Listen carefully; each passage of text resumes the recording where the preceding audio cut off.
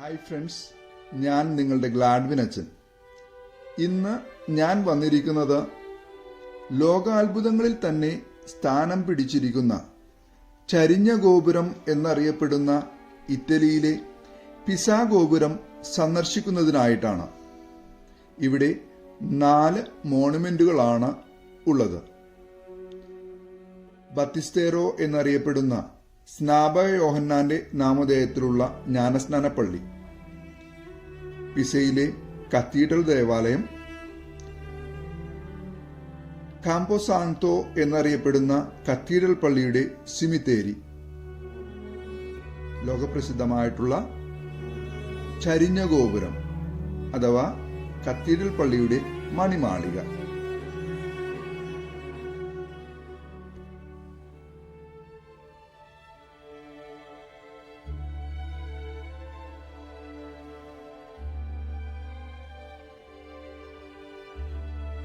ഏതൊരു ടൂറിസ്റ്റ് സ്ഥലത്തേക്ക് എത്തുമ്പോഴും കാണുന്നത് പോലെ ഇവിടെയും സോവിനിയർ വിൽപ്പനക്കാരുടെ നീണ്ട നിര തന്നെ കാണാം. ഇവിടെ വരുന്ന ഓരോ സന്ദർശകർക്കും അവരുടെ അഭിരുചികൾക്കനുസരിച്ച് വിവിധങ്ങളായിട്ടുള്ള സോവിനിയറുകൾ വാങ്ങാം. എല്ലാം ഇവിടുത്തെ മനോഹര ദൃശ്യങ്ങൾ ആലേഖനം ചെയ്തതോ അല്ലെങ്കിൽ ഈ മോണുമെന്റുകളുടെ മിനിയേച്ചറുകളോ ആണ്. ഓരോന്നും വളരെ മനോഹരമായി ചെയ്തിട്ടുള്ളവയാണ്. അല്പം ഫാഷനൊക്കെ ആഗ്രഹിക്കുന്നവർക്ക് വിവിധങ്ങളായിട്ടുള്ള തൊപ്പികള്, ടീഷർട്ടുകള്, ഷാളുകള് എന്നു വേണ്ടവയും ഇവിടെ നമുക്ക് കാണുവാൻ സാധിക്കും. ഇവയൊക്കെ കണ്ട് അല്പം മുന്നോട്ട് പോകുമ്പോൾ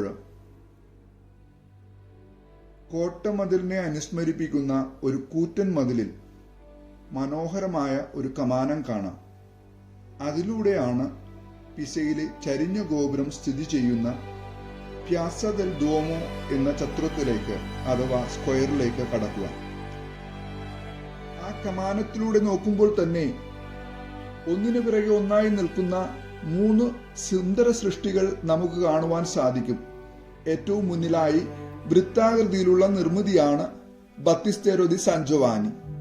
അതിന് തൊട്ട് മുന്നിലായി കാണുന്ന വെൺകല്ലിൽ പണിത വലിയ സൗധമാണ് പിസയിലെ ദുഓമോ അഥവാ കത്തീഡ്രൽ ദേവാലയം.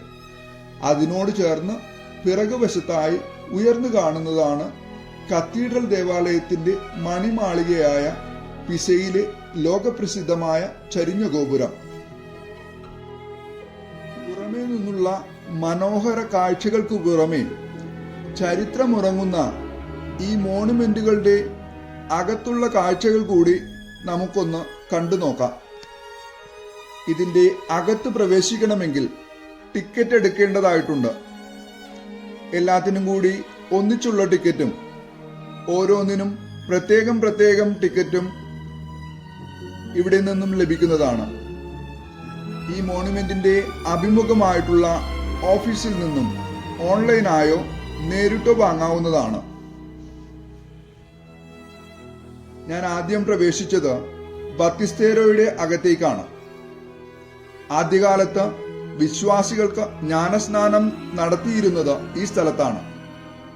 പള്ളിയുടെ മധ്യത്തിലായി കാണുന്ന അഷ്ടഭുജാകൃതിയിലുള്ള ഭീമാകാരമായിട്ടുള്ള ഈ ജ്ഞാനസ്നാന തൊട്ടിയാണ് ഇവിടുത്തെ പ്രത്യേകത.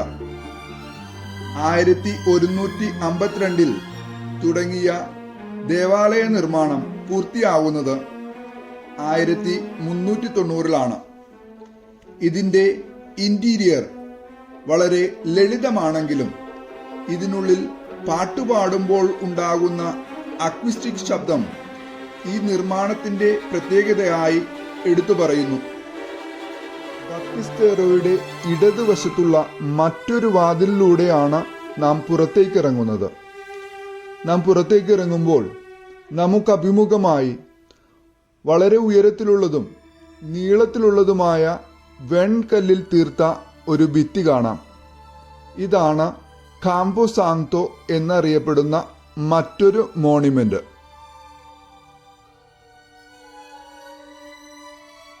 ഇനി നമ്മൾ പോകുന്നത് കത്തീഡ്രൽ ദേവാലയത്തിൻ്റെ ഉൾവശത്തെ കാഴ്ചകൾ കാണുവാനായിട്ടാണ്. അകത്തേക്ക് പ്രവേശിക്കുമ്പോൾ തന്നെ നമ്മെ വിസ്മയിപ്പിക്കുന്ന ഭംഗിയാണ് കാണുവാൻ കഴിയുന്നത്. പള്ളിക്ക് മുകളിലെ മച്ചിന്റെ ഭാഗം സ്വർണ്ണ നിറത്തിൽ കൊത്തുപണികൾ ചെയ്ത തടിയിൽ തീർത്തതാണ്. താഴെ മനോഹരമായി ഡിസൈൻ ചെയ്ത മാർബിൾ തറ, അതിൽ തടിയിൽ തീർത്ത ഇരിപ്പിടങ്ങൾ നിരത്തിയിരിക്കുന്നു.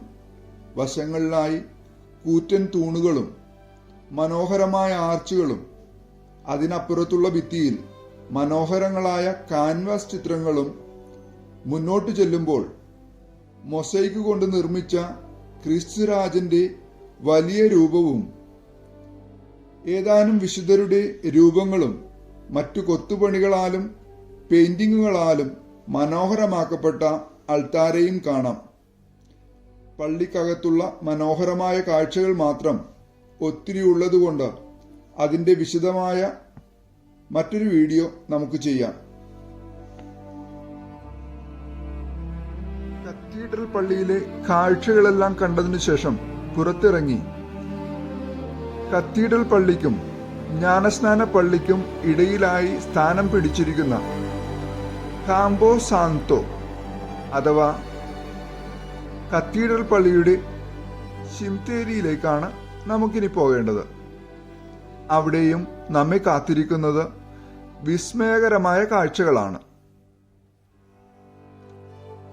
പള്ളിയേക്കാൾ വലുപ്പത്തിൽ ഒരു 4 കെട്ടും നടുമുറ്റവും എന്ന രീതിയിലാണ് ഇതിന്റെ നിർമ്മിതി.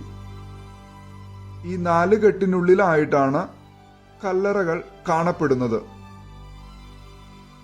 വശങ്ങളിലുള്ള വിസ്താരമായ ഭിത്തിയിൽ പ്രകൃതിദത്തമായ നിറക്കൂട്ടുകൾ കൊണ്ട് നേരിട്ട് ഭിത്തിയിൽ ചെയ്തിട്ടുള്ള കൂറ്റൻ പെയിന്റിങ്ങുകൾ ഇപ്പോഴും കാണുവാൻ സാധിക്കും.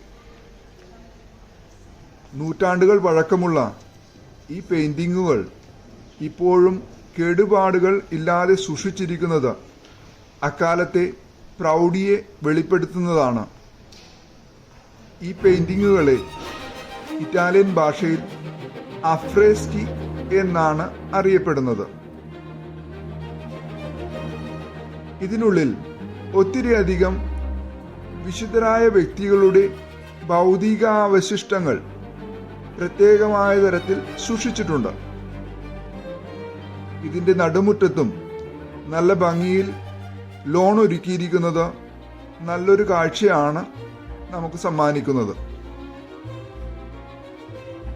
ഇവിടെ നിന്നും പുറത്തിറങ്ങി അടുത്ത ലക്ഷ്യം പിസാ ഗോപുരത്തെ അഥവാ ചരിഞ്ഞ ഗോപുരത്തെ അടുത്ത് കാണുക എന്നതാണ്.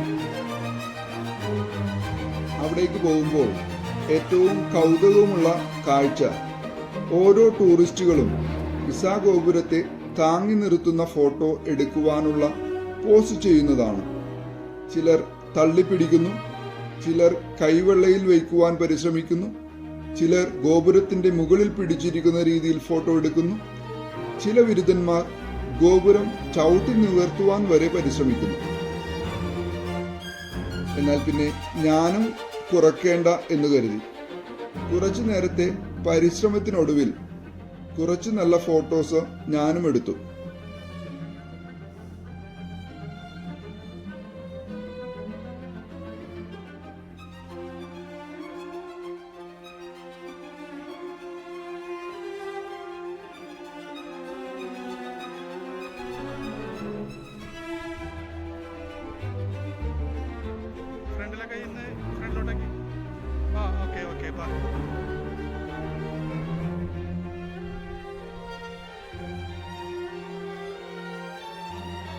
പിസാ ഗോപുരത്തിന്റെ ഉള്ളിലേക്ക് പ്രവേശിക്കുവാൻ വന്നപ്പോഴാണ് അവിടെ നീണ്ട നിരയാണ് കാണപ്പെട്ടത്.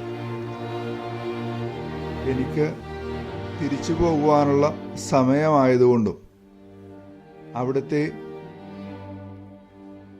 നീണ്ട നിരയായതുകൊണ്ടും ഇന്നിനി പിസാഗോപുരത്തിൻ്റെ മുകളിൽ കയറുന്ന പരിപാടി ഉപേക്ഷിക്കുകയാണ്. മറ്റൊരവസരത്തിലാകാമെന്ന് കരുതി. ഇത്രയും സമയം എന്നോടൊപ്പം ഈ വീഡിയോ കൊണ്ട് സമയം ചെലവഴിച്ച നിങ്ങൾക്കേവർക്കും ഒത്തിരി നന്ദി. മറ്റൊരു വീഡിയോയുമായിട്ട് അടുത്ത് തന്നെ വരാം. അതുവരെ കാത്തിരിക്കുക.